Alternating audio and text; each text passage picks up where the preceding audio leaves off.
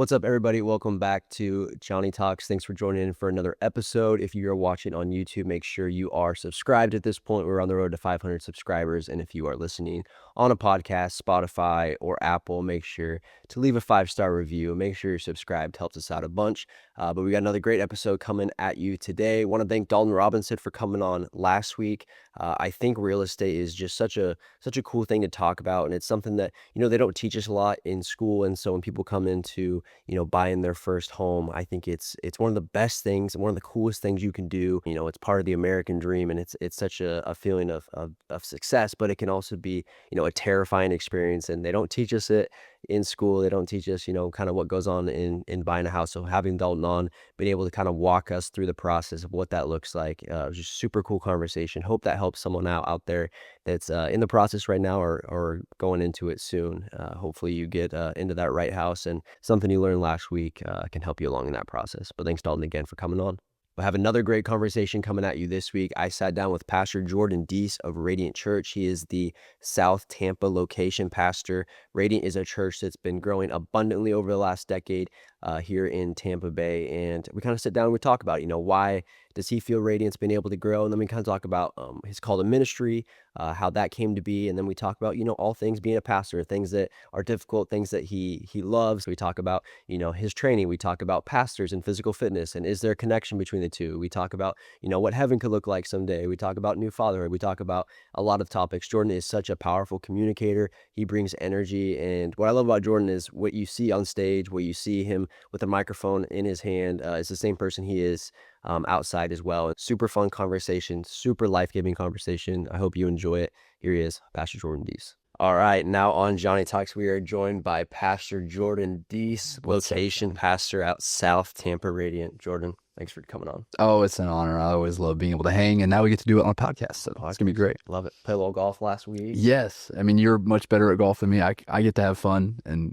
get to hang on your back for it all. Fun. We played a little FCA golf tournament for the kids. Yes. And we did not win. We got beat by some kids. See, fourth place is actually the worst. I think we finished fourth. Yeah, fourth, you don't get anything for it, and it's like you weren't even there. No. I was telling Pastor Jordan, I saw the kids that beat us.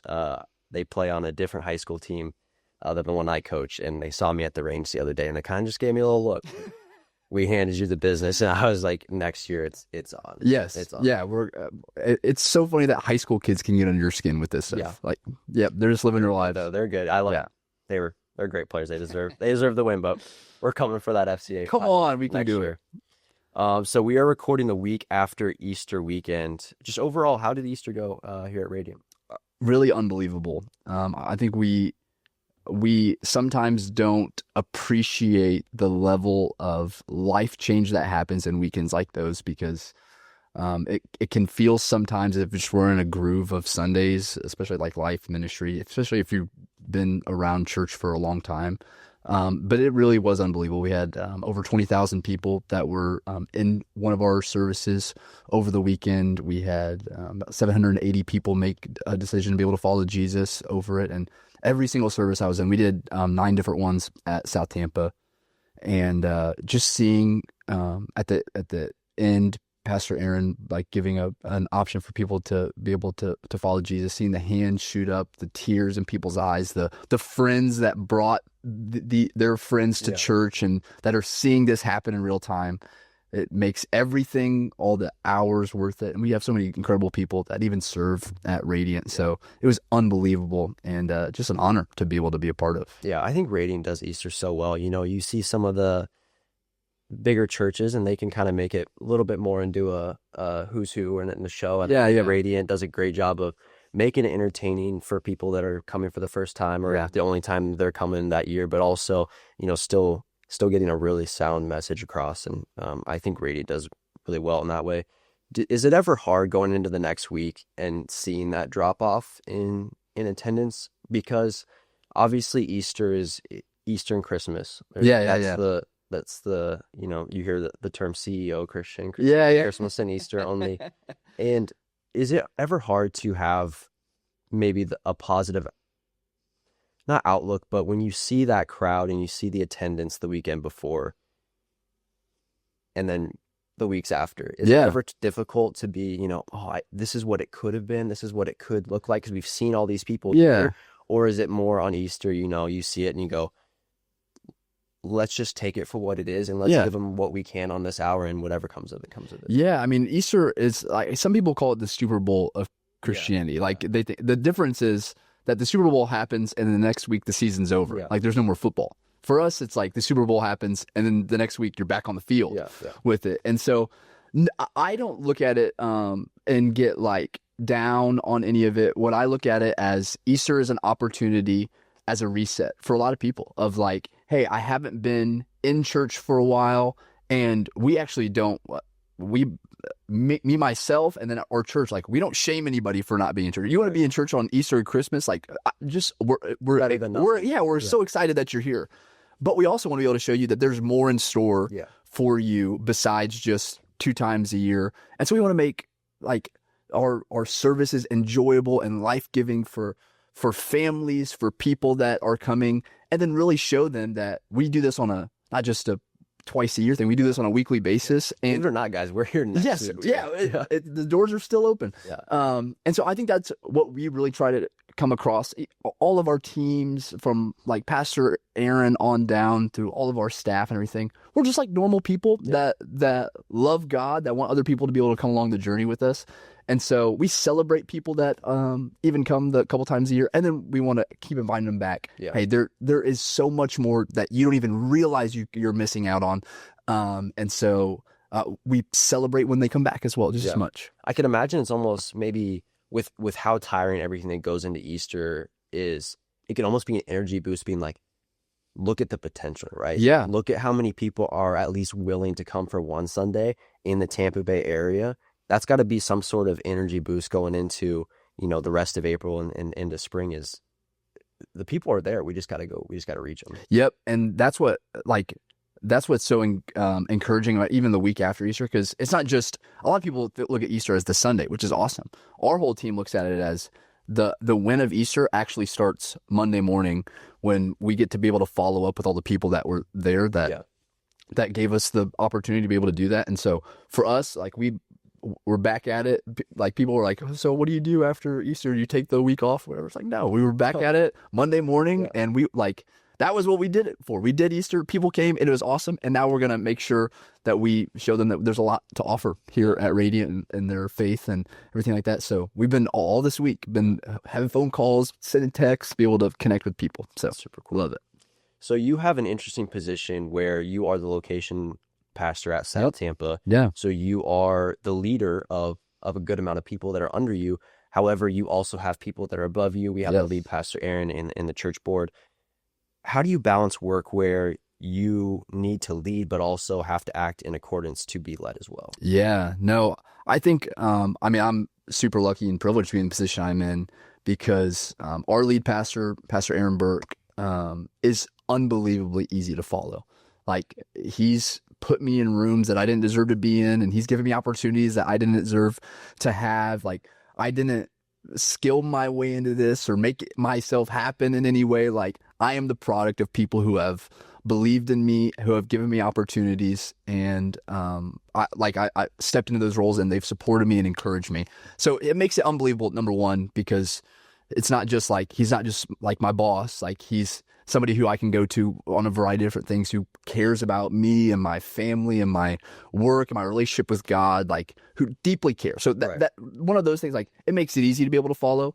Like, the whole reason I'm at Radiant Church in Tampa is because of him and our connection and friendship that we've had over the years. And so that's what made it for me, is like, I'm coming because, number one, he is seriously, like, I think he is a genius in so many different areas of life, and he loves the Lord, loves his family, and so he's an easy follow, for it. And then, like, the weight of responsibility for it, honestly, it's like, there's a great team of people around me here at South Tampa. Like, I'm not that good, I'm not that cool. Like, I have people that, really, that I've been doing life with for a long time, that are on our team, that love the ability to be able to serve, that like, the weight of responsibility is great, but what's the other option? You don't want anything that doesn't matter. Like, you want to do things that don't matter. Right. And so, like, we would rather carry the weight of responsibility, because that means we're doing stuff that actually matters and actually makes an impact. And so, if given the alternative, if given the option between doing stuff that is difficult but matters and doing stuff that's easy but doesn't matter, I'll take difficult and matters all day long. And then we make it fun. Like, even like coming out of this weekend, it's like the big weekends where things can seem chaotic or busy or whatever. Those are the memories that you keep, and it's like a team that comes together, and those are the things that you'll remember forever. Yeah. And so it's a blast to be able to do it, and both sides, being able to serve and then being able to lead in a capacity. Like, it's a great weight, but it's an honor to be able to do it. Well, there's something about completing things that are difficult, right? Yeah. Doing hard things and just what you feel once you complete them. Yeah. It's just like, you wonder why you ever do anything that's quote unquote easy once you complete things that are difficult, because you just come out of it so much better and so much stronger. So I do want to talk about Radiant Church as a church in general. You mentioned lead pastor Aaron. It's expanding rapidly. Yeah. So I think ever since we've been attending, it's coming up on 3 years. Even to this point, we've added 3 to 4 campuses by my count. Yeah. Why do you think Radiant Church has been able to make such a difference in the Tampa Bay area? Because Radiant is not your typical every Sunday, you walk out of there super positive. It's everything like the world is all sunshine and rainbows. Like, you're doing great, whatever you're doing. It's not always that type. Now, don't get me wrong. Pastor Aaron is great at encouraging. He's great at motivating. You do walk out of there sometimes with those messages.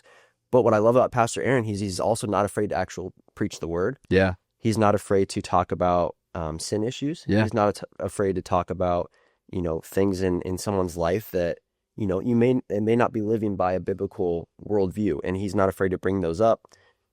A lot of times Christians, they don't want to hear those things. They want to hear about how great they're doing. They want to hear, they don't want to walk away from church maybe feeling convicted at all. Yeah.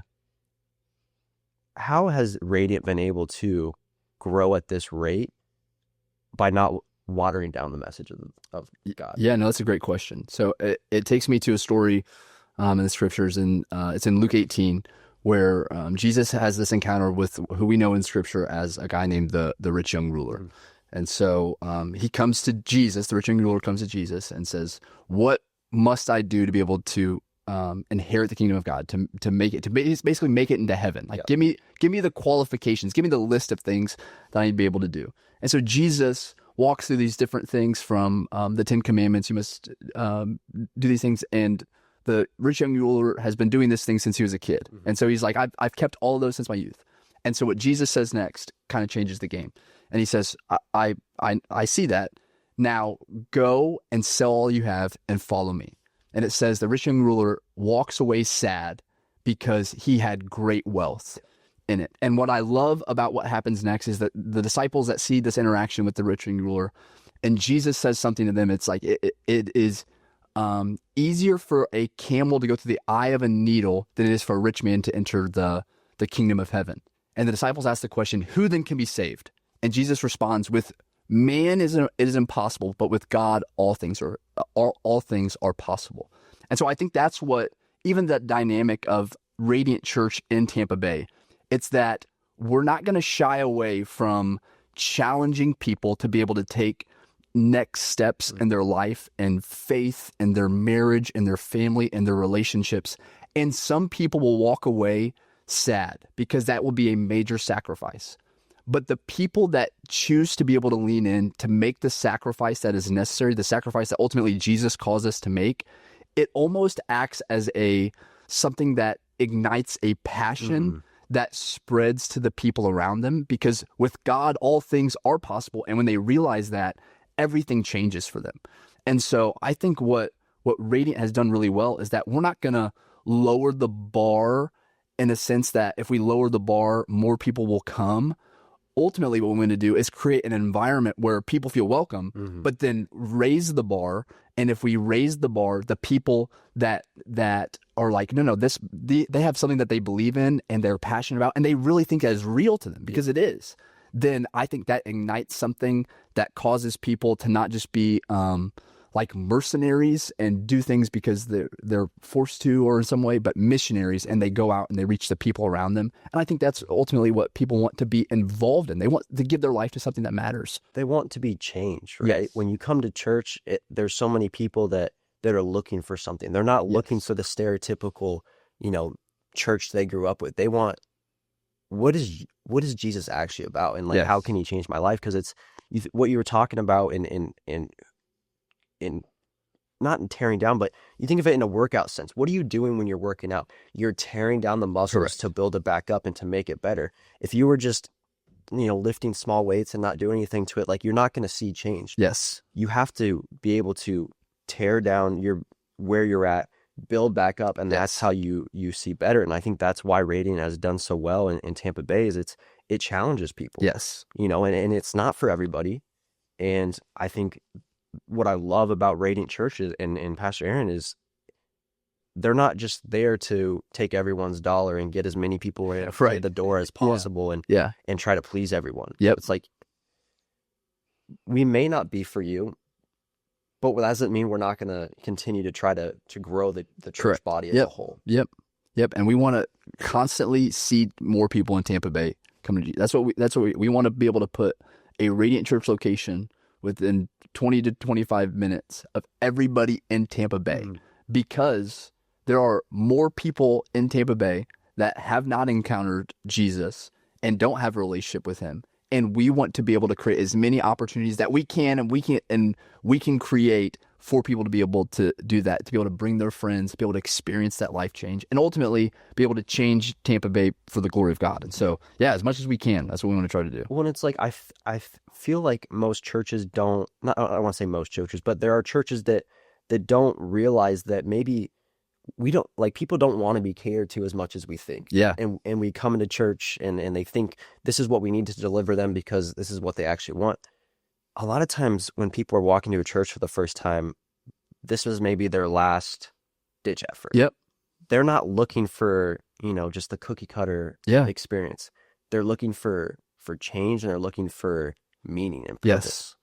And when you have not only a church and a pastor speaking this, but when you've challenged your church body to truly live it out, pray first lifestyle, you're welcoming people into those walls that they've been changed themselves. And it's not just who's the pastor on stage, who's singing these songs. It's what's different about every single person in this body that makes me want to really take a look at who I am. What is that? Oh, that's Jesus. Let me tell you about it. And I think that's what's so important about what's going on here as a church is we truly are getting challenged, and we truly are getting built up. Yeah. We truly are learning how to live, as Jesus calls us to live. And it's not just a go home on Sunday. I checked the box. Yeah, check the box. Yeah, we went. It was fun. Kids had fun, and then we went home. Yeah. There's messages that I look back on the week and, I'm not doing what he says or what the Bible says that we need to be doing. Yeah. I'm not talking to people how I maybe should be talking, or I'm not setting aside that, whatever it may be that, I might have felt convicted with, I'm being broken down and built back up better. Yep. And so I think that's what Radiant's doing really well. And we're seeing that with the growth of Radiant Church, but also even, Pastor Aaron's expansion and he's been able to how he's been able to reach people as well. Yeah. And I really think that comes from like the heart to be able to serve people. Like what I love about so many people on our staff, including Pastor Aaron, is that who they are in front of people or on a stage or on social media, they are the same people behind the scenes. Like, I think sometimes we put pastors or people on pedestals, and we're like that's, or what we try to do is we try to undermine, and it's like, oh, they're just putting on a show for people. And I really do believe that God has honored it because we're just normal people that like live normal lives, and like we do this. It's what you hear a lot at Radiant is that ministry is not what we do; it's an overflow of who we are. And so it's just God has done something in and through our lives, And so what naturally comes out of that is us being able to bring people in, to be able to show them what's possible with their lives, and then ultimately be able to impact more people through it. And so we love it. It's a blast. No, I think that's really important what you said, because I think it can be easy. What I think Radiant does well, and I hear Pastor Aaron talk about it, is the people that he even puts above him. Yep. Because it is easy as a human being when you start getting people being like, oh, I love this guy, or like he's, you start getting that popularity, you start getting more followers on Instagram, and you've got more people reaching out for speaking engagements. It's easy to get, oh, yeah, I'm the stuff. Yeah, the reason that, people are coming, and it's easy to put your pastor on a pedestal, I'm going to hear Pastor so-and-so speak instead of I'm coming to hear the word of God. But when you put those guidelines and that culture in place beforehand, you're guiding and protecting yourself from that. And I think the church does really well in that aspect of, he is our leader, and he's walking us through these, but he knows the true purpose, and he knows, he'll even admit it, like he's not as, he's just a normal guy. Normal dude. Yeah. Doesn't know why he's in these circumstances. Yeah, I mean, it's legitimately like God has had his hand on the church, and I mean, he leads with unbelievable character and integrity, and like you see it, and by the fruit of his life, you see by the fruit of a lot of our pastors' lives. It's not, you can't fake it, like you can't just like conjure it up and kind of make it happen on your own. It's legitimately been just a lot of faithfulness. It's what Eugene Peterson calls long obedience in the same direction. And the more that you are faithful for the long term, what God can do in that time horizon with a level of faithfulness is unbelievable. So I want to move a little bit more talking about specifically Gen Z and these younger generations. Yeah. You hear a lot about Gen Z. I don't know the exact dates, somewhere between 97 born to 2014, kind of in that area, being the least Christian generation in any previous generation. The rate of those, I just read a study recently, I can't remember who exactly came out with it, but the rate of those who claim themselves to be Christians, the lowest out of any of the previous 4 or 5, and those who claim to be atheists was double the previous generation. So it can be very easy to be discouraged by those numbers. Until you walk into a church like Radiant, where you see multiple campuses a month filled on a weekday night with young adults worshiping, praising, fellowshipping, and listening to a message. Tell me about your thoughts on what you've seen through the church about the younger generations. Do you see signs to be encouraged?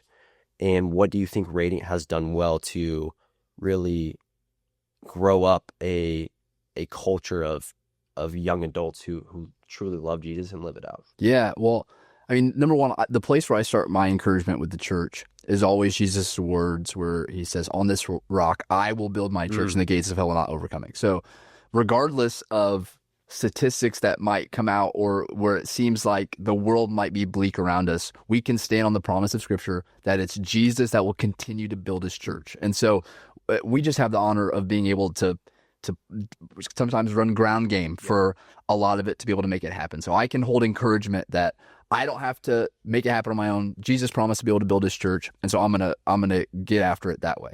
So what I love about, especially with so many of that Gen Z, even like younger millennial type crowd, is that they have a deep desire now more than ever for truth.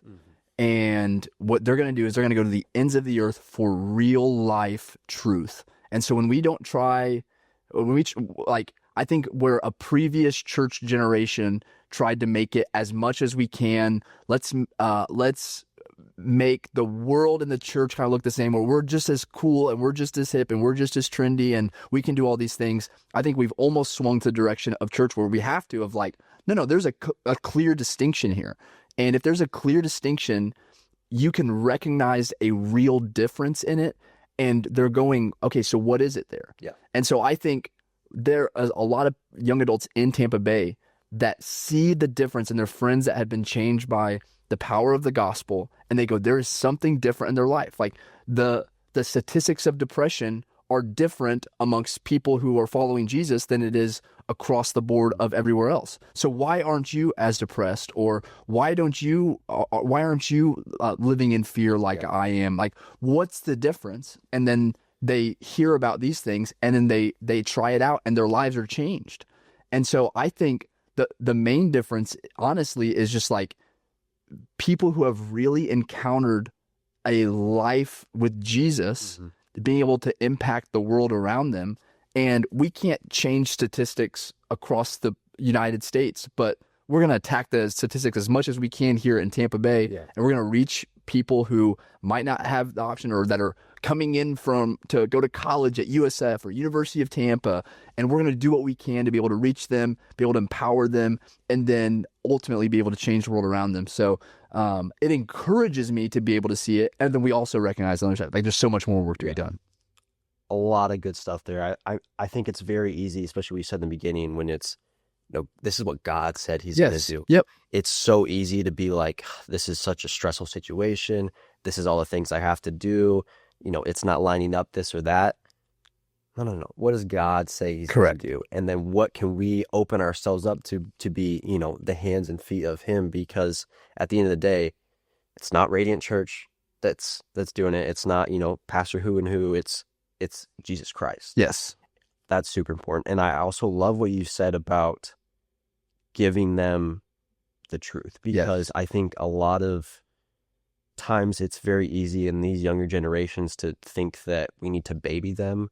Or we need to, kind of, let's fill into kind of who they are, or like, let's kind of be a little bit more worldly together. And no, they're looking for truth. They're looking for meaning. They're looking for purpose. Don't water down purpose. Don't water down the truth. They're looking for it. And I think so oftentimes we assume that younger people, if we say something, stern, like this is truth, like they'll run away from it. No, they're running towards it. They need it. They need, what is life? What is the purpose of it? Like, why am I so anxious? Like, why do I struggle in relationships? Like, why? They're looking for truth. And so when you don't give them a watered down version of it, I don't know, it lights a fire under them, and they go, okay, that's someone that's not lying to me. I've been lied to. I've been, people have treated me like I'm a kid.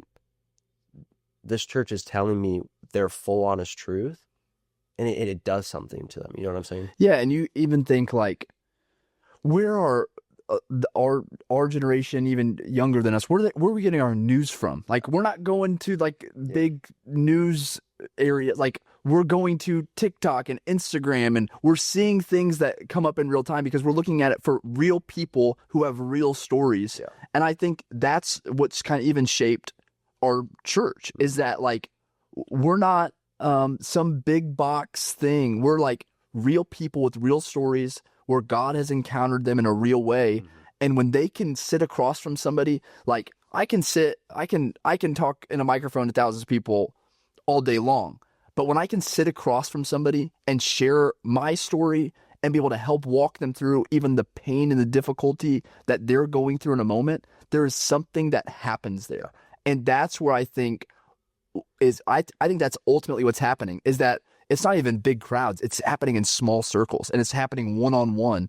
And it's in those moments where they realize, oh, this isn't just something that that the masses talk about. This is something that real people have involvement in their lives. There's something about giving them space to community. Yes. Because you can go to church every Sunday, and if you want to see true life change, it's just not enough time in that whole aspect of the day. Now, it's essential, but if you're not given space to find like-minded people, or find people that are truly living out the gospel and connecting with them and finding community, that's what I love about what this church is doing with them. Is it's not just about the message that they're hearing on that Wednesday night or the Thursday night, whatever night they do meet. It's who are they getting to surround themselves with there, and they're getting excited to be around those people, because we live in a world that, quite frankly, Christianity gets torn down. It gets made fun of. It gets, oh, you're a Christian, you go to church or something.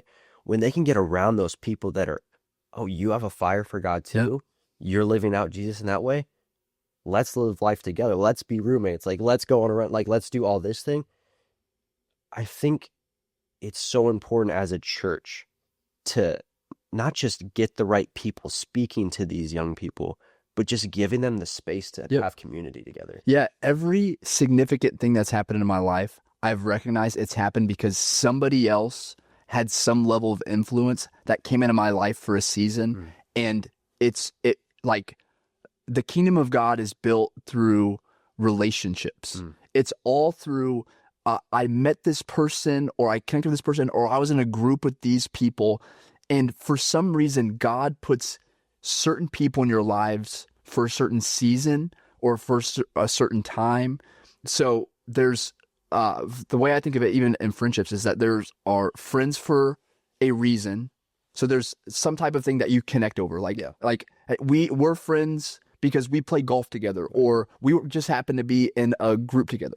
So there's friends for a reason. And I think God puts different of those people in your life for a reason to be able to help you navigate certain things. Then there's friends for a season. Like there are friends that you had in college that were significant in helping you shape something about your life for the season. And then you have friends for life.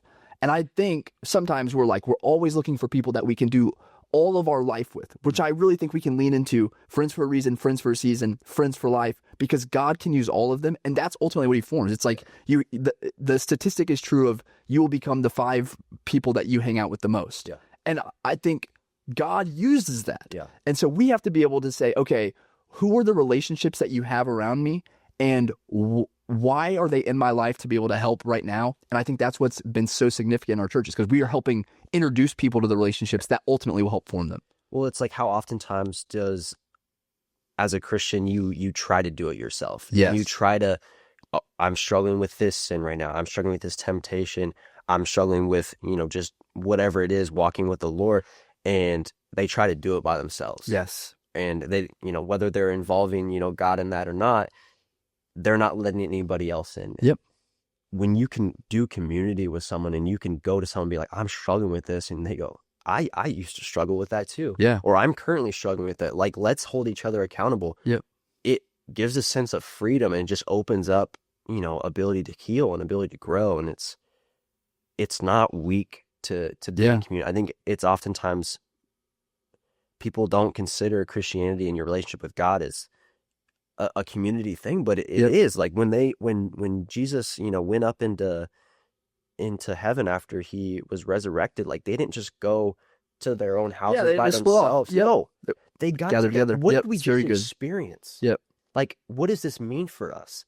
And they built that up together, and then you go out. Yeah. And so I think it's important, new Christians, old Christians, whatever. It's not just, yes, at the core basis of it, it's what is your relationship with Jesus Christ? Yep. And it's yours. But I think in order to maximize that and to get the most out of it, you have to be surrounding yourself with people. Yeah. And I'm even so grateful of like the group that we're involved in, because I remember like when me and my wife Carissa first started coming, and even like with you and Cass, and Brooks is just a little bit older than my daughter Scotty. And I mean, me and Chris have talked so much about how like we've learned from you guys, because you're like the like few steps ahead. Yeah. And so it's like you guys have like had the challenges for us, and then we can have conversations and we're like, okay, this is what's helpful, or it like alleviates some of our like is Scotty behind in certain areas or whatever. And so that's what I think ultimately helps with community, is that God puts people in your lives to be able to help navigate those things. And that's why I'm so grateful even for you guys, of like, you guys have helped form and shape us in that way. And I think it's unbelievable how God can be able to use those moments. Yeah. I mean, there's 3, newborns in that friends right now. And, they'll call up Cass, like, is this normal? Like they're doing this or this. And you take a look back on it. You guys are the experts. And it's like, every group needs guinea pigs and we just happen to be that. And, but it's good because, it's like, that was difficult, to go through things and you're not fully, knowing, but it's like, someone's got to do it. Yeah. And so, God uses those things, he says he uses them all together. Yes. For good. Yeah. The good. And so, yeah, I think it's important to have community in all aspects, but just to just really enjoy life too. Yeah. And go through the different stages, the group of people that were around in this church is like you've seen them from early newlyweds to, Yes. established being married and to getting pregnant and having kids. And it's cool to, it's what really helps give life meaning is you're seeing people grow and you're seeing families grow and you're just doing it with other people. Yep. It helps give your life more meaning. Yes. It's not just, what are we doing? It's like, no, this is our community. Like these are the kids that we're raising that are going to be that next generation. Yeah. So I think it's important. Yeah. You get to celebrate other people and the next steps in life. It's something about it that just makes life seem more full. Yeah. 100%. So I want to talk a little bit more about into how you got into ministry. Yeah. When we talk about ministry, I don't think it's a job where, let's say we're going to go to that kindergarten graduation down the road in a couple weeks. And when they ask them what their dream job is, I don't think we're going to get a lot of minister, pastors, missionaries. It's something that God calls each individual to at a certain point in their walk with Christ. When did you receive that call? Did you fight it at all? And kind of give me a brief overview of the beginning of getting into ministry to where you are now. Yeah, I mean, I fought it tooth and nail. So I grew up in a ministry family. So my dad was a pastor my entire life. And I mean, even he would tell me he loved it. He was called into it, but he would be like, you don't want to do this. Yeah. Like he had so many different other things. I had so many different other things that I wanted to be able to do. And I had a moment when I was 16 years old at a youth camp and a service where I had a moment with God where he had called me into full-time ministry. I mean, I can take me back to the place. I actually got to go there at the Christmas break, the same room where that moment happened, and just look back over the last 13 plus years since that moment.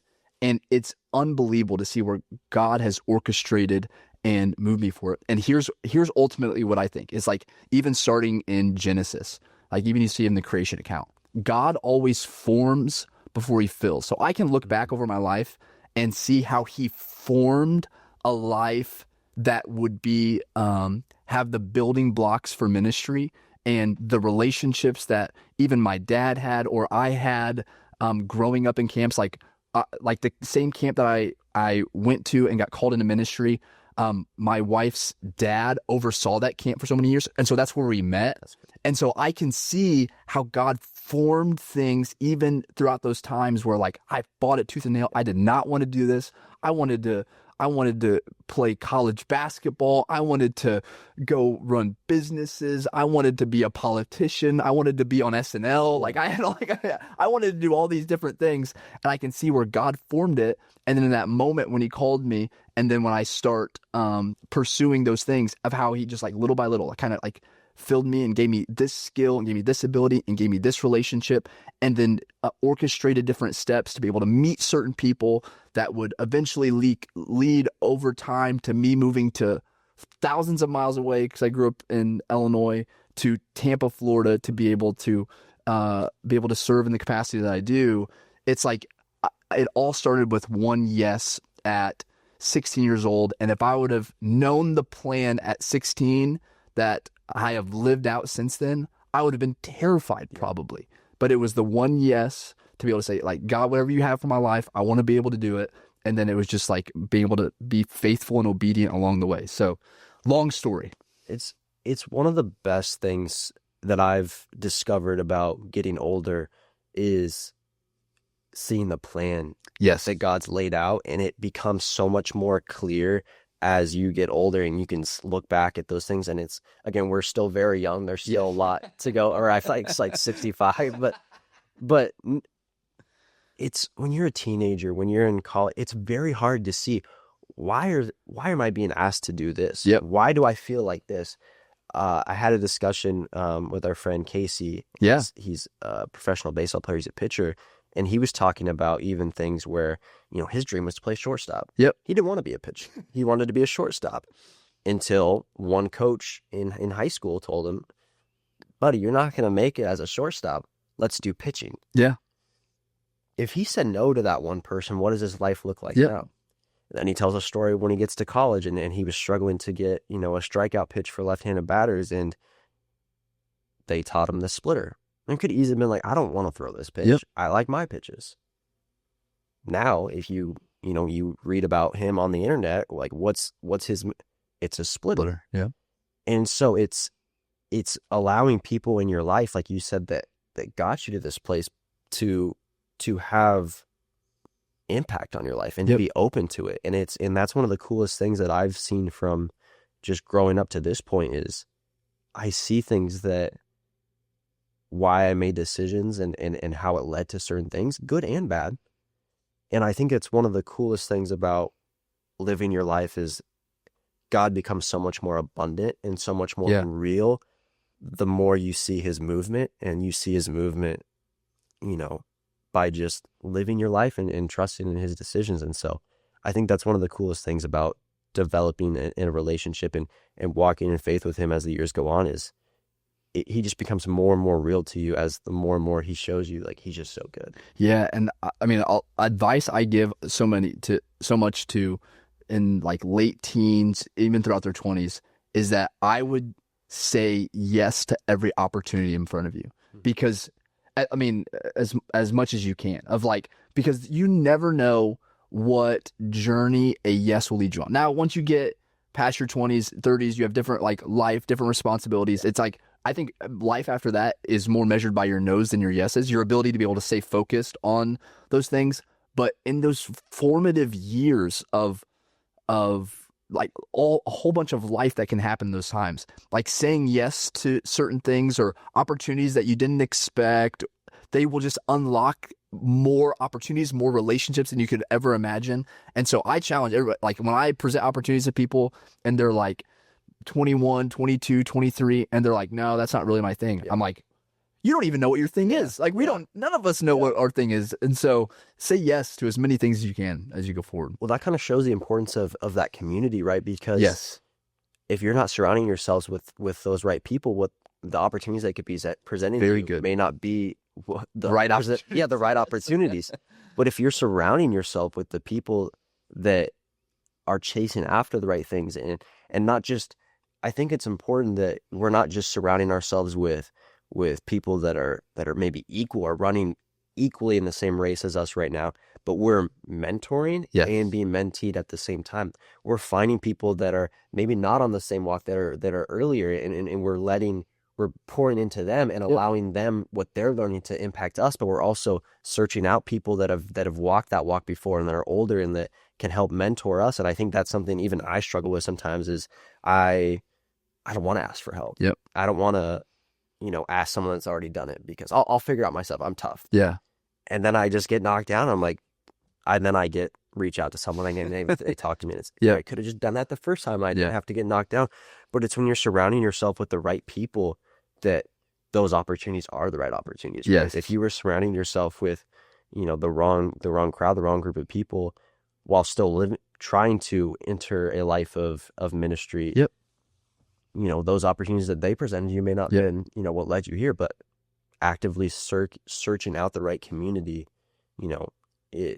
it's everything. Yeah. And I think a lot of it is like, if you have the right community, and you say yes to the opportunities, I think God actually says no and shuts down opportunities that help redirect you as well. Like I remember, before me and my wife moved here to Tampa, we were in Indianapolis, Indiana, a great church. Like we owned our house. It was a great season that we were in. And I was working on this church is smaller, so I was working 3 different jobs, and I had this opportunity to be able to work for this company that was that's just like a regular company organization that helped get people speaking, teach them how to speak and speaking jobs and at different companies across the country. And so I was going to work in this thing, and I said yes, and I navigated the whole conversation. It was going to set us up for a long time in that area. And I said yes to the whole thing, and I got to the end of the interviews, and I finished, they offered it to 2 people, and I finished 3rd. So I was 3rd in a 2-horse race. And I was like, tournament all over. Yeah. I was like, okay, if that's what God had to do. And in that time, over the next few months, God orchestrated us moving to Tampa and for Radiant. And they reached out after we had already made the decision. And they said, somebody declined the opportunity. Do you still want the job? And we had already made the decision to move to Tampa. Yeah. And I'm like, I said yes because I thought I was going to navigate this the way that I thought was in front of me. And God ended up shutting a door to help his plan become more clear. And I think the more that we lean into that and let God be God and us not have to worry about all these things and freak out over our minds, say yes, be faithful, and God operates the way that he wants to be able to do it. And ultimately he'll work it out. Isn't it crazy how often it's things that happen in our life? It's not only, I think when people think of, allowing God's plan to happen, they think of only listening to what he's saying and acting upon it. Yes. But how oftentimes is it actually just things that is occurring in our life, and then we see the outcome of it, right? So it's like you're buying a house and why is this offer keep getting turned down? Like, we're not going to get the right place. Like, I was in love with this place and this person offered this much more. And then you always end up where you're supposed to be. And it's not even just, the decisions you make, but it's just trusting, the path that he's laid out for you and that he knows what's best for you. And so, there's an interesting story in 1 Samuel chapter 25 with David. And there's this guy named Nabal who disrespects David, and this whole thing happens. And so David gets his army and he's going to go attack this guy because he was disrespected. And Nabal's wife comes out at the time and comes to David and says this phrase, because it was David's reputation. She said, "I know you fight the Lord's battles." And what's interesting about this is that David's going to fight a battle in the current moment that wasn't the Lord's. Yeah. David got disrespected. Yeah. And she comes out and says, "I know you fight the Lord's battles." And so what I've realized in my life is that our responsibility is to really pick out the things that are in front of us that ultimately God wants for us. And the wisdom, even from community, the wisdom that we get even in our own time with the Lord is what is really worth fighting for. Am I really fighting for the things that God has in front of me? Or am I fighting battles that I was never meant to fight? And so David looks at that woman coming to be able to do that as it was a sign from God that this is not my battle to fight. And the funny thing is, David leaves, goes home, and God actually ends up dealing with Nabal, and Nabal dies from it. So it's one of those things where it's like, I've realized in my life that as much as I can, I want to fight God's battles and then leave the rest up to him. Yeah, 100%. So shifting into, a little bit more of the maybe not so great things about being a pastor, because, there's difficult things in everything, but firsthand with family experience that are pastors, it's not the easiest job in the world. What's maybe not what the hardest thing about being a pastor is, but what's maybe a difficult thing that people may not realize? Yeah, I think some of it is there is just a lot of, people have issues. Like we're human beings living in a broken world, so people have issues, and like every job that exists to be able to solve a problem. Okay, so any job that anybody works, you have a specific thing to be able to solve a certain problem that's in the world. Well, ministry, our problems are all people problems, and people problems don't happen 9 to 5. Yeah. People problems happen at any time. Yeah. They can happen at 3 a.m. on a weekend. They could happen while you're on vacation. Our ministry job and function is relationships. Yeah. And so I think some of that is like, there is no, you don't like clock in and clock out at a job. It's like, I'm always on with people, and it's a tremendous, it's an honor, especially like being able to have conversations and walk people through things. But at the same time, there's an expectation and a weight that comes with it that sometimes, if you're not careful, there'll be people from the outside that like, oh, I would love to be in ministry. It seems awesome that you get to go have coffees and lunches, and the Sundays are fun, and you're at the church. And the way that we compare it at Radiant, and you'll hear a lot, is like, there's a difference between going to Disney and like experiencing Disney. And Disney's awesome, and we love being able to walk and ride rides and eat the food. There's a difference between going to Disney and then working at Disney. And you see Mickey Mouse with his head off and in the back smoking a cigarette. like there's a difference between, you see all the things behind the scenes, and people are messy and they have problems. And so I think that's some of it, is like, everybody's going to bring you their issues and problems, and you have to be able to help navigate through that And so that can become heavy because you don't always get to share in people's wins, but you're always going to help carry their burdens. And it's a tremendous honor, tremendous weight. And I thank God every day that people trust us with that thing, but it also is something to be able to carry. It's a 24/7 hour job, and it's also a 24/7 weight of being the right person. Yes. Because you don't know who's behind you in line at Chick-fil-A. You don't know, who's doing sets next to you at the gym. Yep. They may know who you are, and you may not know that they know who you are. Yeah. And the last thing that Radiant Church needs is, what I saw Pastor Jordan doing. Yeah. Like the way he talked to the worker at Chick-fil-A when they got his order. And that doesn't, there's a weight to it, but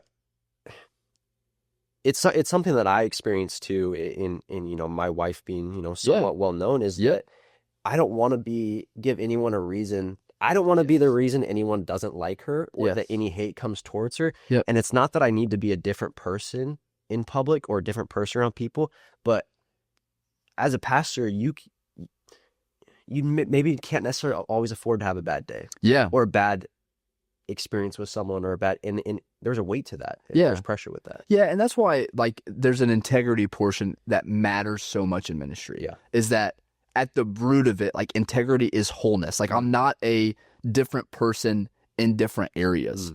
I mean, but it is funny, the things that go through your head, I'll be at the gym and they'll be playing music over it. And it's just songs, it's just songs in everyday life. And if you're nodding your head along with it, or even if you know some of the words and you're like, wait a second, I don't want to come off as this is because certain people view things certain ways. And so it's funny that those things kind of go through your brain, but it's just always a reminder for me of I really do. I want to be the same person with a microphone in my hand and preaching the Bible as I am off. I just want to be the same person because then I don't have to necessarily worry about that in that sense. And so it's just a constant reminder that I get to be able to carry this. I can't just talk about it. I really have to live this out. And what's funny about that too is I think we think it's just pastors that have that. If we're truly living the Christian life and we're trying to make a difference, we all need to carry that. Yep. Because when we carry that badge of I'm a Christian, we walk around like that, and then people see the way we act when we're not in church. Yeah. It's what does that show about being a Christian? What does that show about what Jesus has done in our life? So it's yes, pastors carry that, and it's difficult. But if we're truly trying to make a difference, we all need to carry a bit of that. Yeah. We all need to carry a little bit of, okay, I may be having a bad day, or I may not like the way that person responded to me in public, but that person over there may know that I'm a Christian. Right. Yeah. I say I'm a Christian. They're watching you. Yes. And they're waiting for you to make that misstep. Yes. To be I knew it. I knew that's how Christians acted when they come against something. Yep. And so it's important to pastors where I represent the church, I represent Jesus, but we all need to wear it. When we walk out wearing our cross, or we got the cross that's here, or we whatever, we represent the body of Jesus Christ. Yeah, and you can almost look at that from different ways, because that, number one, should put a fear in us in a way, not in a bad sense, but it should create a fearness, but it also should show us what a tremendous opportunity we have. Yep. Because if somebody sees the way that we deal with something, with pain or with hurt or with anger, and where most people would respond out of that just natural reaction, but we have something different on the inside of us that causes us to respond differently, then people notice that and they go, how did you do that? Because that would not be my normal response. And so for us, I look at those moments as, we have them all the time. There's just stressful situations that normal people would lose their head at. And what I have to be able to say is no. I have something different on the inside of me that causes me to respond differently. And if I respond differently, what an opportunity it could be to be a witness to the world around me of the hope that I have in Jesus. Yeah. And so it should put some fear in you, but it also, what an opportunity. Yes. It's truly the definition of ministry is everything. It's not just what you're doing on Sundays or youth on Wednesday nights. It's everyone. It's not just pastors. It's not just youth pastors. It's not just worship pastors. everyone's called to live in some sort of ministry. Yep. And it's how you live your life and what people are watching, because people watch people. Yep.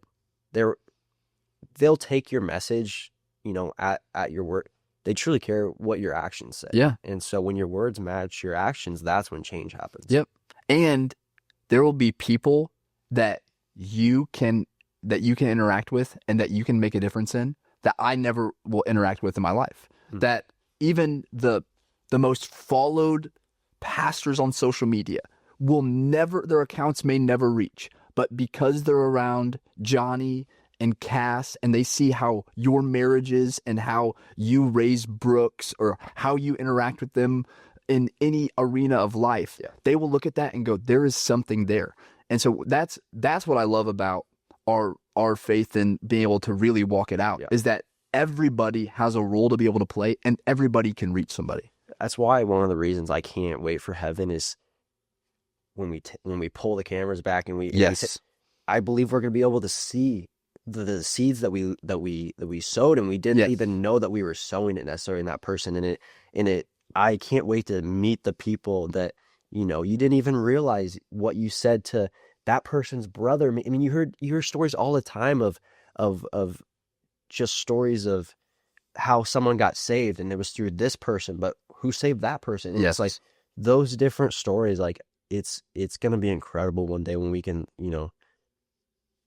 not see everything from a human perspective and we get to, not see everything on, a linear timeline and truly see, the lives that were changed. Yes. Even from directly or indirectly. Yeah. So I want to transition a little bit. You are training for a marathon, first marathon in June. Tell me a little bit more about that, because that's nuts. Why did you set out for this goal? And tell me a bit about how the training's going so far. Yeah. So I have, ever since I was about 22 years old, I sat down really early on. It's like right when I graduated college, and I wrote down a few different things of like what I want my life to be known for. And one of those things, like the top thing, is I do hard things. Like I want to be the person that does difficult things, that goes first in a lot of areas, that paves the way to help other people, like to realize what really could be possible with their lives. And so I look for those areas in a lot of different arenas of my life. And for some reason, like I ran, my wife actually started us like as in like the running kick. She ran a half marathon 2 years ago because I had no desire. I was like, running's something you do because you have to. Sports punishment. Yeah. It's sports. Like I grew up playing basketball. It's like you had to run because you missed something or you did something wrong. So it was a punishment. And so I had no desire to run. And she ran a half marathon and like enjoyed the training, enjoyed the race. Like I went and watched the race and just loved the experience of it. And so the next year I went out and I was like, I'm going to do the same thing. And I really enjoyed another thing that one of the things that like I want to define my life is I'm obsessed with the process. Yeah. I really loved the process of training for a race. And even the mindset I have going into this marathon as I've trained for it is on the day that I run the race, June 1st, I'll run 26.2 miles and the pictures will be taken and the social media posts will be made and people are going to like it and they're going to comment and they're going to be like, this is so impressive. And I'm going to say, this is great, but what's actually more impressive than this is the 400 miles that I ran in the training block leading up to it. And nobody celebrates those miles. Nobody pats you on the back for those miles. Yeah. Nobody knows those miles. Yep. It's the 400 miles that built what it takes to be able to run the 26.2 and do it in a way that like it is the hard thing to be able to happen. And that's what I love. I love the like, I mean, I'm running 18. I ran 18 miles last weekend. And I love that nobody knows this. Nobody's going to see this, but they're going to see everything on the 26.2 for it. And so I really set out to be able to do something difficult, and in it kind of just forms stuff in you. Like it not only builds endurance, like with your body, when you have the health benefits, but it's something hard, and when doing something hard, which challenges your brain, challenges people around you, inspires people around you, and I really do love doing that. I ran a half a couple years ago, and when I finished it, I said I would never do anything similar again. And I'm coming to this point, and I feel the urge to do something again. Yeah. And I really thought back. I was like, why do I want to, right? Yep. I didn't like the training. I didn't like running the race. I felt like terrible the whole race. Yeah. Yeah, the end felt pretty good. Right. Yeah. That I accomplished something. Yeah. But, and I'm really digging deep. I liked having something to work towards. Yes. I liked waking up every day and having, I have this that I signed up for. I put my money down for it. Yes. I better go out there and train. Yeah. There's something about the process of getting ready for something. And yes, the ending is great. And you feel this sense of accomplishment. But there's something about just daily doing something that is hard and that maybe you wouldn't want to do, but having something that you're shooting for, I think is huge. And so I think that's something that when I look at it, I'm like, why do I feel the urge to do that again?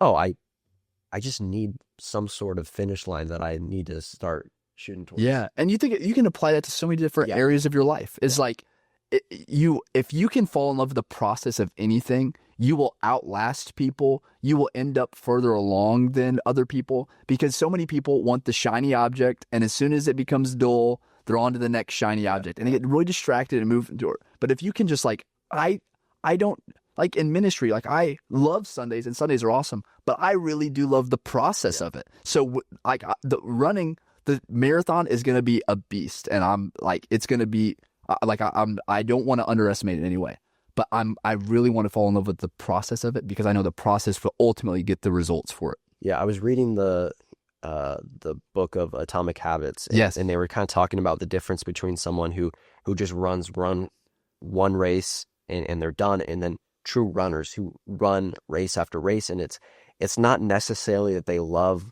running the races, but they become habitual in what that means in their life, training for those races. And so then if they weren't doing it, they would feel empty inside a little bit, or they would be feeling a void missing. It's like there's something about having something that you're training for and you're pushing towards.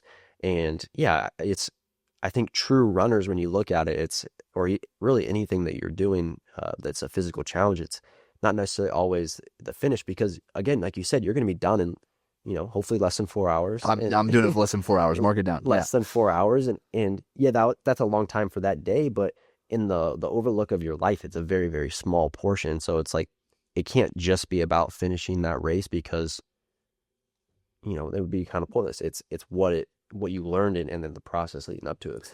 And even in Atomic Habits, what I love about it is that most people who accomplish great things, especially habitually, is it becomes part of their identity. So there's a difference between saying I'm a runner and I ran a race. Yeah.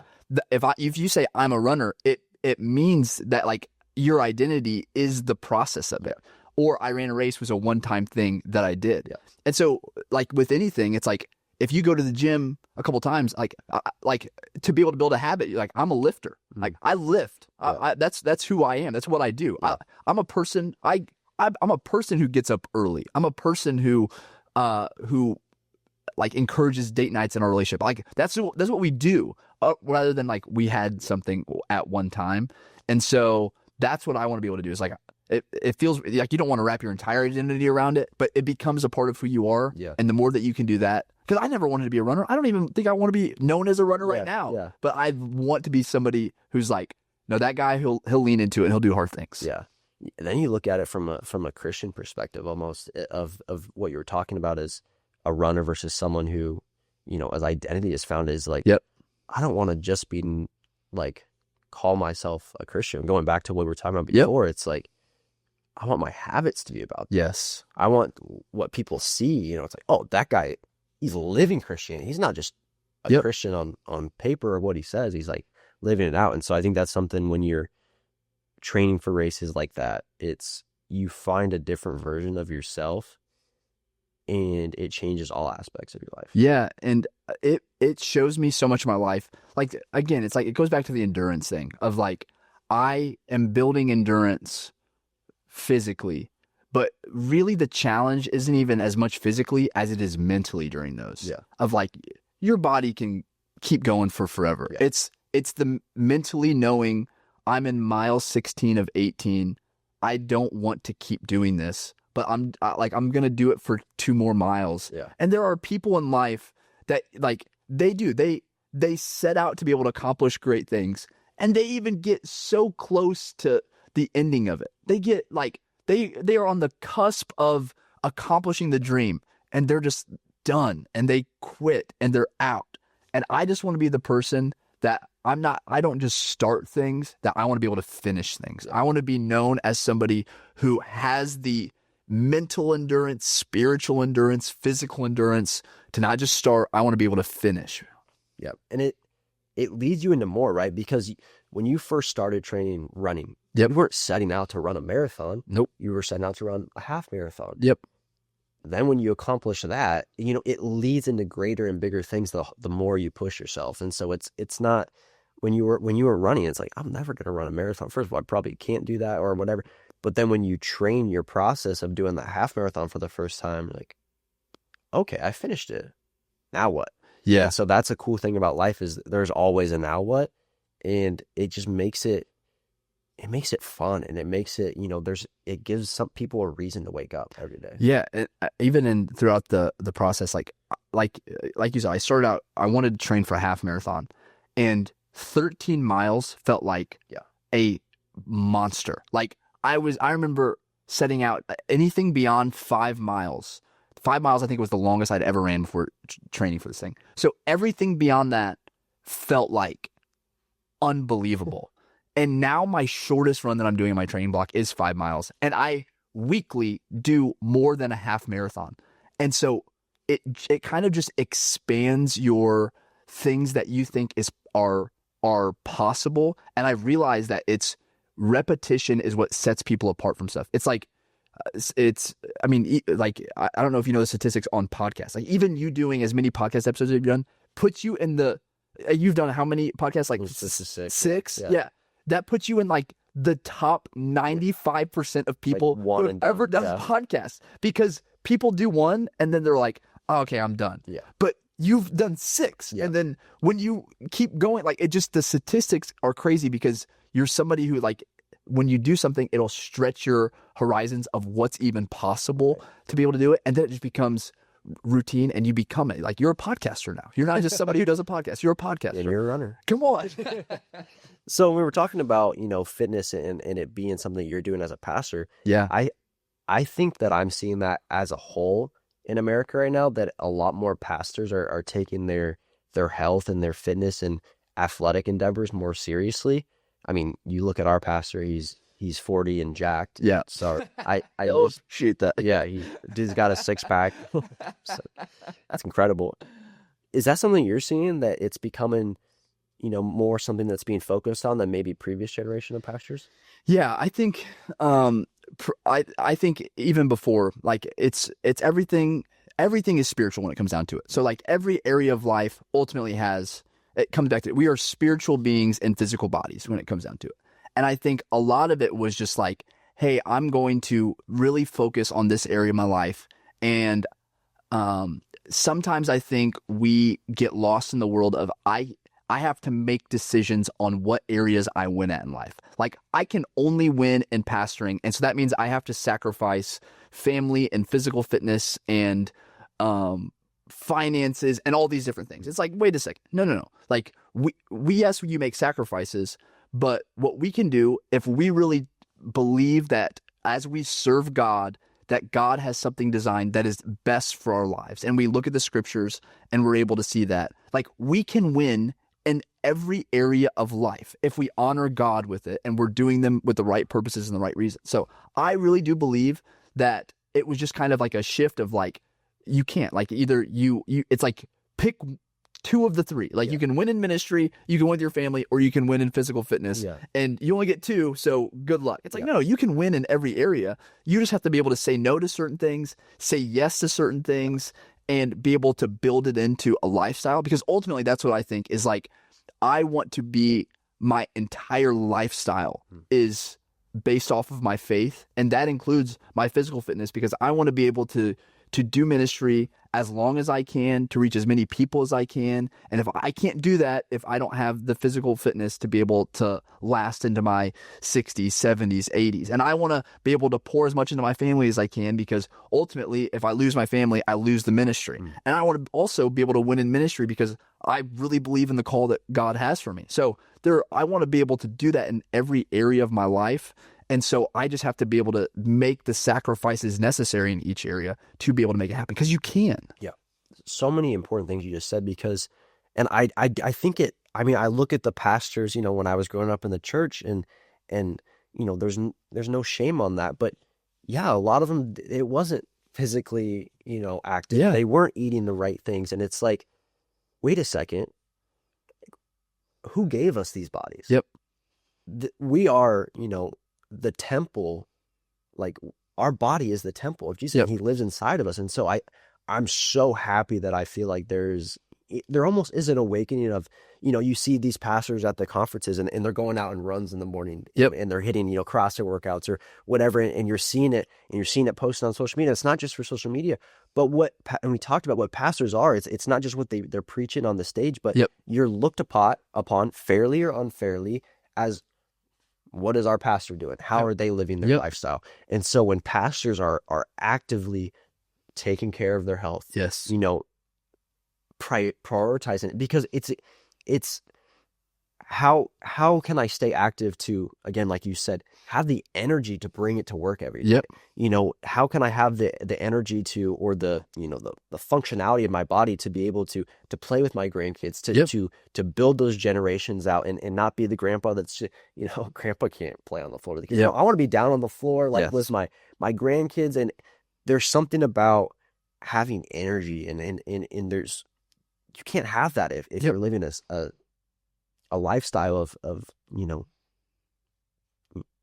not taking advantage of, Yes. of what our bodies are meant to do. Yeah, and 1 Corinthians 11:1, imitate me, Paul writes, imitate me as I imitate Christ. And so as many areas as I can, I want to be able to live in a way where somebody can look at the area of my life and say, how do you do that? How did you do that? What formed you in that area? Who did you listen to? Where did you get your ideas from and shape from? And so, like, in every area, I want to do that. And physically, I want to do that financially. I want to do that relationally. Like, I don't want to be the person that takes a Bible and gives people advice on what they should do. I want to be the person that lives out the Word of God and says, you can also do this and follow my example as I follow Christ in this. You can actually look to me and be able to see how it's done. I'm not just giving you empty advice and pointing to something that you should do. I'm going to do it, and then follow me. I can do it too. It's been one of the coolest things that I think social media has done for pastors. It's allowed them to show them that they're human. Yes. And they're a person, because I think before it's so easy to think of a pastor as an unattainable. Yeah. And that they're, up here and I'm down here, and allowing social media to see, wait, our pastor went to the football game. Like, I went to that football game. Like, our pastors, watching a Netflix show with, like, they're, it humanifies the pastor and allows you to be more connected and not feel so, like they're above, and it allows you to almost feel like you could be a better Christian that way. Yes. Like, if my pastor, who I know is following the Word of God and knows the Word of God and lives the Word of God, if he's prioritizing hitting the gym in the morning, that's okay for me to do it too. And as much as it fair, unfair for it to be put on a pastor, it is. When you accept that role of leadership, people are going to look to you and what are you doing in your life. And so I think sometimes pastors maybe get unfair criticism on social media of, like, oh, they do this too much, or they're showing this too much, or how can a pastor, be at the beach without their shirt?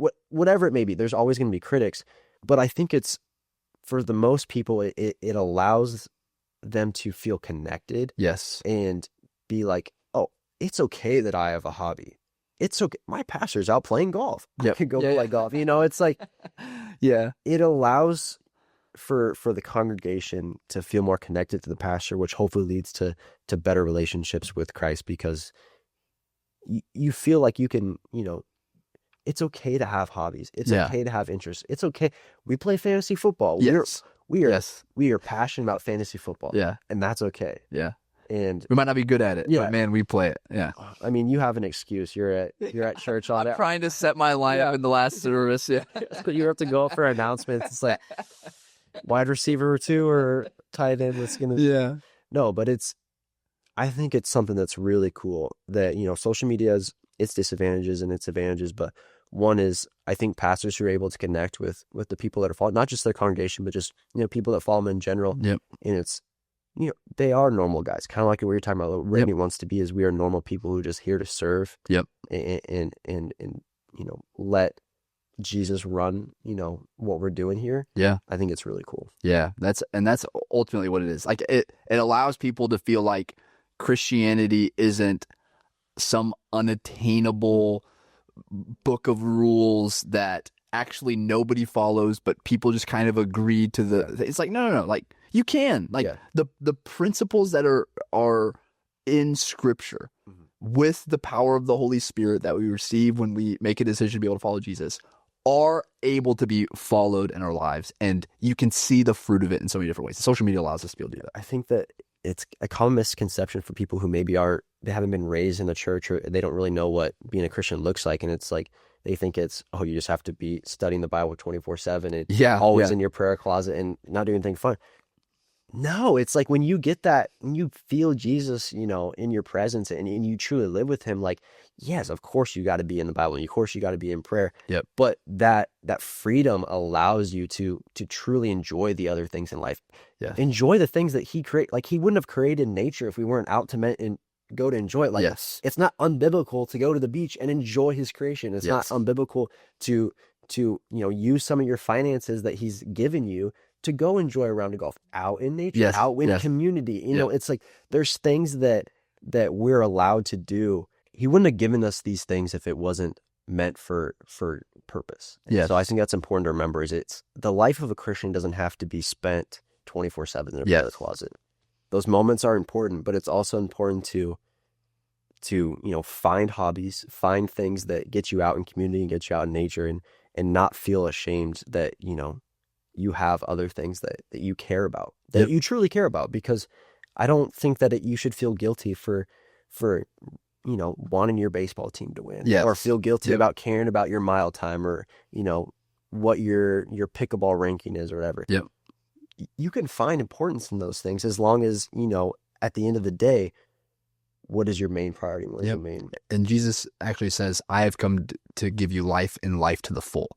So it's actually us experiencing life, a full life in every area, is actually what Jesus desires from us. Yeah. And it's when we try to take matters in our own hands and be able to have different motivations or try to operate in a way that's outside of God's best for our lives, that we actually diminish our lives. So sometimes people think, in order to live a full life, I can pick and choose from the Scriptures and I can be able to live life how I want to and then just bring it into play. But in reality, the life that God has designed for us within the confines of Scripture is the most full life that we can have. And so we should enjoy it. We should be able to go have fun, and we can, because that's what ultimately the life Jesus has for us. I feel like there's and maybe I'll be wrong, but I feel like there's a conception of what heaven will look like, and it's all just like, it's a 24/7 worship. Yeah. And maybe it will be. Yeah. But I truly believe that we'll be surprised at how much it's not imitated on life now, but that things from our earthly, life is up there, because it's like he created it at first so that it would be like that. Yep. And, we fell short and it extended the plan a little bit, but he's going to create a new heaven on earth. Yes. There's going to be things that we get to enjoy, but we're doing it for the purpose of glorifying him. And so I think that my personal belief is I think more people will be pleasantly surprised about how many things that we'll get to enjoy and do up there. It's just going to be just so beautiful and glorified for him. But, imagine how good we'll be at golf in heaven. Oh, it's so good. It's going to be amazing.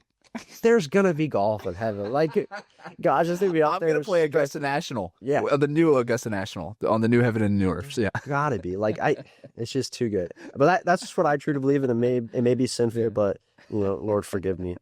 So switching more to, dad stuff, you and your Yes. wife had a big change last year. You welcomed your first child, baby girl, Scotty.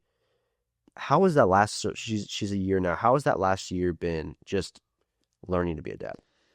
Yeah, honestly, I really didn't know what to expect. Like, I knew it would bring a major change in my life, but like, for context of me, like I mean, in ministry, but I love to work. Like, I was born, maybe not born, maybe it's like from my dad, but like I have a work ethic. Like, I will work and like enjoy it. Like, I've always enjoyed being able to do something, solve problems, be able to do what God ultimately has called me to be able to do. So I love to be able to work. And so I thought what this would do is like, it would be that. And then it would just be like, oh yeah, I also have a family as well. Just like come home. Yes. Yeah. And then when she was born, I think everything in my life just kind of like shifted. Like, in moments where I would be, yeah, I can just work a little bit longer. I'm actually like, no, I want to be able to go home, because there is something about me and my wife and our daughter and the way that she lights up and has fun. And so it rewires your brain in a way that is different than anything you could have expected before. So it changed a lot. It changed the way that I view life. It changed like even some of my like motivations for it. Like now, and it didn't change like how me and Carissa, my wife, like we've always had a great marriage. We love each other. Like it actually enhanced that more than anything else. But it changes my motivations. Like, I want to create a household that she can grow up in. That not only does she like end up loving the Lord and loving the church, but she loves being at home. She loves like us as her parents. Like we give her like what is going to be best for her. Like, everything changes in your mind for it. And so I think it changed way more than I ever thought. I thought it was just like, oh, this is going to be fun. It rewires your purpose. Yes. You see your purpose and your meaning in a completely different light. Yeah. Because like you were saying, like it becomes when they go off to college someday, when they meet their future spouse, what are the stories they're telling about us? Yes, that's what are very the good. people they were around? What was the church like that we built them up in? Yes. And you don't necessarily think about those things before because, I don't know, you just don't. Yeah. But as soon as they come in, it's, oh my gosh, I have to make sure that I'm giving them every single opportunity to just excel. And it's great. It's so hard to explain when you've never experienced it before and then you do it. It's hard to find words. Was it troubling for you to adjust to it as far as specifically the newborn stage? Like for me, before Brooks was born, I had a set routine. Yep. I had a set schedule. I had set goals, things I like to do, and I would do it in my own time. Yeah. I had so much time. Yes. I struggled when he was a newborn, finding who I was in this new stage of life. When can I go to the gym? Yes. When can I go play golf? Which I'm still struggling with that. I really never. Never. But I know there's times for it. But, how can I enjoy the things that I enjoyed before, but still be a good dad? And it took a while to figure out that I still needed to pour into who I was as an individual if I needed to be the best dad for him. Yep. If I wasn't giving myself time to go explore hobbies or, to push myself physically or, to occasionally go grab a round of golf with friends, I wasn't going to be the best dad for him because I was going to be emotionally and physically and mentally worn out. Was that something that you struggled with in the beginning or did you kind of pick it up pretty quickly? No. So I struggled with so much at the beginning because, I'm one where like I didn't even prepare well before Scotty came. Like I was the dad in the parking lot at the hospital YouTubing how to get the car seat to work, to be able to get out, to be able to get. So like none of it, you just can't be prepared in that way. And I honestly probably should have been a lot better at that. I really do think, so I think marriage shows how selfish you are. Like marriage puts a mirror up to you and shows you that like, I have to be able to come face to face with my own selfishness, that I would just make decisions how I wanted to. I would do things how I wanted to. I would operate how I wanted to. And now like I have another person that we're living life in together with that is also in those decisions and lives a different way, has different habits, all this stuff. So marriage does that, number one. And then it's almost like it reorients everything again when you have a child, because it shows you even how selfish you are, even in your marriage. And it shows you both how selfish you are. And I think, I don't know how Cass was, but Carissa adjusted to that part, because it's like moms have a different like connection in a way. And they also had 9 months to prepare. Yes. Like they're changing so much. Yeah. Like they're becoming a mom at as much as we saw it in the 9 months, we were like, is it really happening? Yes. Yeah. Because nothing changes with us. We just live our lives, but they're having to grow a human. So they are a lot more prepared for it. And so it showed me again how selfish I was. So what it does is I now have to be able to be a way better communicator with things. I mean, I'm still not great at it, but it shows me on areas where I have communicated well. I think we've navigated how to be able to operate that in our lives. Like I still get to, I'm running like 8 hours a week or something like that now. So we end up like with schedules and being able to work stuff out. But it really tests your communication. And it, like, for a lot of people, I know how having kids can put a strain on the marriage, because communication is such a big one. And if you don't learn how to navigate that well together, and navigating strong moments and weak moments and moments where just tired and overstimulated and all of the different things that come along with parenting, like it can cause blow-ups with it. So it has shown the selfishness, and it forces you to like really grow up. It really does. Yeah. It's crazy you say that, because we've never had this exact conversation talking about this. But it was a couple months ago, someone asked me, like, what's the biggest thing you've learned since becoming a dad? And the first thing, I'd never really thought about it, is I was living such a selfish life. And that's okay for a season. But eventually you do got to grow up, and you do got to take responsibilities.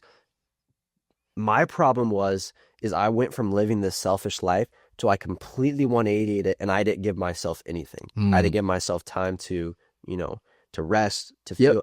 I felt as a dad, and someone who's, one of my main jobs is to take care of my child. Which that's not something that every dad does. And in this period of life, like, that's one of my jobs, is that I felt that if I wasn't giving 100% of my time to either being for him or being for her, then I was being a bad dad. Right. And then what I felt is the longer I did that, the less energy I had, the less excitement I had to wake up on a day, And so it was finding that middle ground, which took, quite a few months there. I had conversations with my wife. I was like, I don't really know who I am right now, because I was living one way where anything I needed to do to really satisfy what I needed, I did. Because, you're married, you don't, there's only so much time that you need to give to somebody else. And I was giving that to her, and then anything else I had for me. And then when Brooks was born, I flipped it 180, and I did everything that either one of them needed. And then I completely lost myself. I was like, I don't know who I am. And so beginning to find ways to understand that you have to give yourself grace, and you have to give yourself time to still be who you are and chase those things that you need to do in order to be the best dad. Because that's what I learned, is I can't be the best dad. As backwards as it sounds, I can't be the best dad if 100% of my effort is focused on being the best dad. It's like, I have to give effort to my physical fitness. I have to give effort, obviously, in my relationship with Christ. I have to give effort in, pursuing other side quests for career stuff. I have to give effort to my wife and to better our relationship. When I do all those things, then I have the energy to be a better dad. And so that was something I learned. What I appreciate about how you guys, after Brooks was born, and even in the group that we're in, is that you guys really lean into that. Like, I think sometimes it's very easy when kids come into the equation to be able to pull way back from community, because it's like you have an excuse now. Like the baby has to go to sleep, or the baby, it's off the routine, and so it's very easy to isolate in those moments And I think sometimes we think that it will make it easier if we isolate. Yeah. But what I appreciate about you guys is you raised, still raised Brooks around friends and community and people. And I think what that shows is that you guys have leaned into that area, and it helps so much because it can feel sometimes so overwhelming if you do it alone, because it's like, man, there is so much pressure on this. And are we going to cause the moments that cause counseling sessions 25 years from now? And it's like, and then you realize it's like, okay, I have a group of people around me that believe in us, that bring life to us, that lean into us, and that we don't have to be able to do this alone. And then it is really fun that we have friends that love our kids. Yeah. Like, that's the coolest thing. Yeah. Is I love seeing Brooks. I remember him scooting around on his butt all the time. Like, it was awesome to be able to see that. And I love being able to be around other people's kids because it just gives life to it. Yeah. And it just gives purpose. Yes. It gives meaning. It's like, yes, you can think that you understand like what life's about. And then you have kids and okay, now I understand. Yeah. And so it goes back to that community thing we were talking about before. It's like how important those people are that you're surrounding yourself with, especially when you don't have family in the area.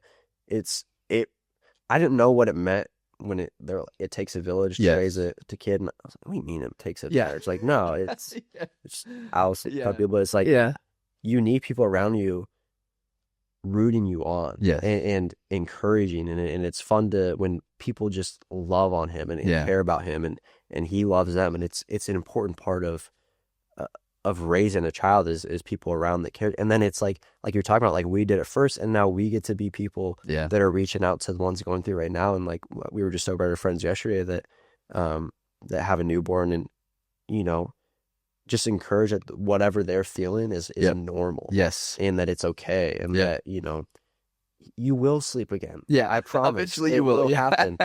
But just being able to be that is cool. What's been the best part of being a dad for you?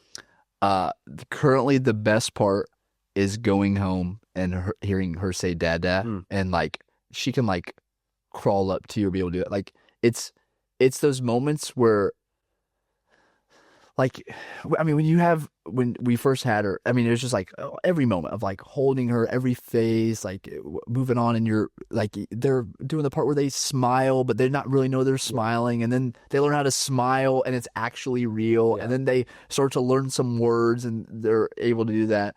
And I think it helps me realize so much that in these moments that time will go by so quickly. Is that from each stage, I celebrate each stage, you like grieve each stage in the graduation. And it's in these moments where I like look back, even in the last, she's now just over a year, and I realized how short time is and how much I want to be able to like be as intentional as I can in moments that I can. Of there 5 years from now won't be the moments where she is saying dad book and we're sitting there, she doesn't understand a word, but she's going through a book and it just gets to read it. And so I think that's been my favorite part, is it has taught me, because I naturally am a go on to the next thing, let's graduate, let's move on. Like I don't even take time to celebrate a lot of things because I'm like, we made it up a hill, great, there's a bigger hill that we can go after. And I'm really learning to like slow down and be able to celebrate little moments, because you'll never get those back. It's celebrating the small things. Yes. I was always someone who, like, oh, I'm macho. Like, I don't need to celebrate small things. Like, only when I accomplish something big. Yes. Only a big moment. Like, I don't even celebrate my birthday. Like, stuff like that. And then Brooks will, like, learn to do, like, the smallest thing or say a new word. I'm like, that's my boy. Like, this kid's a genius. Like, you learn, once you have a kid, you learn how important it is to celebrate the small things and how much it actually brings joy to the rest of your life, because it's just not, it's hard to live a satisfied life when you're constantly waiting for something to celebrate 3 months from now. It's like, no, life's so short. Like, celebrate it now. Like, celebrate the little things now and enjoy it, and then live and wait for the next thing. It's like, it's not a bad thing to do. Or I look down on it when I would see other people, be more willing to celebrate than I was. And I'd Yep. be like, oh, they're just good with average, or they're just good with being mediocre. And it's like, Yep. there are people that, maybe are okay with being mediocre, and you can still shoot for excellence and still pat other people on the back Yep. and pat yourself on the Yep. back when And things happen. you recognize that people don't graduate from that, even that, like, as a little kid, everything being celebrated. Like, people love when they are celebrated. Yeah. You never mature out of the like desire for people to see what you do and celebrate you. And so when it's even, I mean, being a dad has taught me so much. It's taught me a bunch about my relationship with God, my interactions with other people. But what I realized is, because every time you celebrate something small with a baby, everybody makes a joke. Like, wouldn't it be funny if we celebrated other people the way we celebrate babies, like clapping their hands? And it's made me just realize, I was like, oh, if I took moments to be able to thank people and celebrate little moments that normally I wouldn't, but like I've noticed it and I saw something and now I'm going to say something, that it changes the dynamics for people. Because at our core, we're all the 1.5-year-old or 2-year-old that was celebrated for every moment. And we can still do that when they're 26 or 36 or 46 or 56. And it makes people feel valued and seen and important. So that's taught me a lot, even being a dad in that way. Well, I'm reading a book right now, and it's talking about there's a difference between like flattery and like real encouragement. Yes. And it's like how people can see through flattery and that it's fake. But when you have real encouragement for someone, it changes them. And yes. We don't realize how much we have this desire to be appreciated and yes, to be seen for the things that we're doing. And so, yeah, I think that's a huge. One of the best parts of being his dad is you just learn life lessons way quicker. Yes. And way faster than before, because you're thrown into so many different situations. My patience has definitely grown over time. It's been good. So wrapping up. Yep. Someone that, maybe they're just becoming a dad, or they're a kid's on the way, or they want to become a dad soon. Hopefully in the context of everything that God intended and wanted to do. But what's some dad hacks? Like, what's some things you've learned that's like sets them up for success? Yeah, like be a sponge of as much things as you can. Like, there are things you are not expected to know it all. Yeah. Like, you shouldn't. I hope to God that you don't go into raising children or having a baby and you think, like, I've got it. Like, I don't have to worry or rely on anybody. Like, be the person that when you encounter something you're navigating with your spouse or whatever it is, when it comes up, like, ask the question, because somebody out there has an answer for you. And so, number one, that involves like staying in relationship with people. So it's like, make sure that you're not doing life alone. So like, what I always encourage with community is that you never realize how much you need it until you need it. And so you have to be able to build the boat before it rains. And so, and if you're wanting to enter into that season of parenthood, make sure you have a community of people around you. Invest in that a lot now.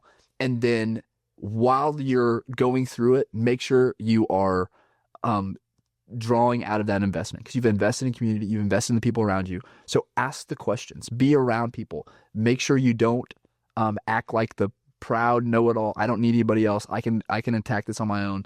Like, if you lean in and be able to ask questions, it will save you so much time and energy and effort. And then ultimately it comes down to your ability to be able to serve. Like, your ability to be able to serve as a dad, as a husband. How can I serve in the best way possible? How can I make sure that I'm bringing my best, that even when it would be easier to sit on the couch and put a few toys on the ground and just kind of let them hang, like, how can I be down there? How can I be involved? How can I be the person that gets her up in the morning, that puts her down at night when I can? How can I go above and beyond in the way that I serve with it? Because it just takes as much focus as you can take off yourself. Like, it's a good thing to be able to do it. And like, I know it was difficult to be able to do that, because then you have to reorient. But I think it probably taught you a lot of like, oh, this is, I'm gonna serve, and then I find the balance in it. Yeah. I love hearing that, because I would rather have that than the person that's just like, yeah, somebody else will take care of it. I'm just gonna live for myself for this. And you've found a good balance with it. So that's what I would say. Yeah. I mean, I got nothing to add to that. it's just a process. So much of a process. It's a process. You learn and you adapt, but getting people around is huge. And it sounds selfish in a way, but we are selfish beings. Yes. And, you need people in your life. Yes. I mean, the thing is it's not just selfish because, yes, they're there for you when you need them, but then, we come out of it now and Brooks is a toddler and, takes care of himself most of the time. He's independent. He's independent. And now we can be that for the people that were there for us before. Yes. And it's just, a rotating cycle. And so it's important. But I appreciate you coming on today. You're someone who, whenever, I know I'll be around you, I'm excited to talk to Jordan. Like he's just a good guy. And someone who I don't know if I've ever heard you really talk negatively about something or a situation. So I think someone who's maybe more naturally prone to maybe seeing things with glass half empty. It's nice to be around people, and that's something that obviously I work on, but it's part of the community aspect of surrounding yourself with people that have traits that you want to put into your life. And so I always appreciate you in that way, and I appreciate this church, and I think what you're doing here and what Radiant's doing is something really big, and that I think when people look at what's happening in Tampa Bay, when they look at that in 50 years as far as from a Christian perspective, I think Radiant's gonna have a really big writing on the wall of what that story tells. And from a region that statistically is pretty ungodly. Mm-hmm. It's very warming to see what this church body's doing as a whole. And I think we're seeing Tampa Bay warm up a little bit to what it means to live life for Christ. So well, I appreciate you. I celebrate you for even like doing this, because I know it's been a dream for a long time to be able to do the podcast, and I love being around people who step out and take action on dreams like you do. And so I'm in it. I'm a listener. So I love being a part of it and appreciate you so much. Thanks, brother. Appreciate it. Absolutely. And that's going to wrap up Pastor Jordan's interview. If you made it this far, I appreciate it. It was a longer conversation, but it was such a solid conversation. Pastor Jordan is someone who I always loved to just sit down and just pick his brain, just because for someone as young as he is, he actually just turned 30. So happy birthday, Pastor Jordan. He's someone that, as young as he is, just has so much knowledge and so much energy. And I just always leave, more fired up when I have a conversation with him. And it was just such a powerful conversation. We cover a lot, talking about being a pastor and the things that come along with it, and the fact of living that out in the community and what that looks like. And really enjoyed picking his brain about, how he feels about the, pastors as far as physical fitness and should they be, pursuing that. And I think he brought some great points with that, and great points about being a new dad. We kind of walked into it a similar time frame of becoming a father. And so always good sitting down with him and having a conversation.